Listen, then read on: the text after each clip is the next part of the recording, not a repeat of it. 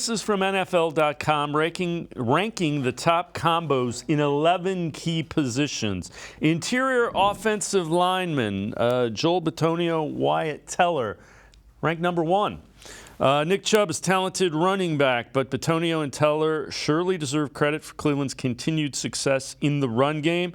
Browns have finished 6th or better in rushing yards each of the past 3 seasons.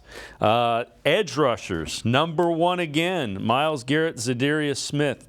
The addition of Smith to a front line that already featured Garrett could make new defensive coordinator Jim Schwartz's wide 9 scheme an absolute nightmare for offensive coordinators around the league.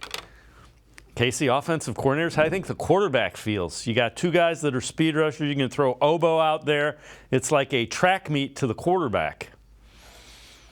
Yeah, it's going to be something to see right there. Going to have a no holds barred in the backfield, a little team meeting back there with the quarterbacks. They can't be happy to see the Browns on their schedule with that kind of pressure coming off the edge.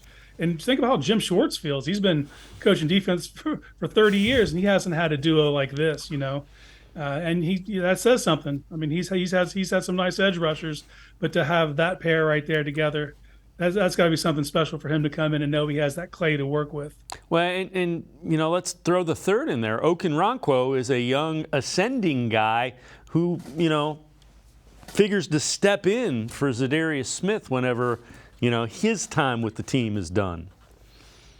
Yeah, we've always referred to it as the Tack McKinley role. I think we're going to have to change that after this year to the Ogbo role or Double O or however they want to phrase it. He's a different type of rusher, too. He's going to be more of that stand-up guy and provide that almost 3-4 outside linebacker feel, the way he can come off the edge. And it gives like a change of pace. And you're also going to see him with Za'Darius when Za'Darius kicks down inside on 3rd and longs. You know, it's going to be a race to get to the QB. Yep, and then we'll go back and the 2 tackles, you know, I combined them. Bitonio and Teller have been real good. You know, Teller, I know, had a rough year. Again, if you have a lower leg injury as an offensive lineman, it's awfully tough to do much.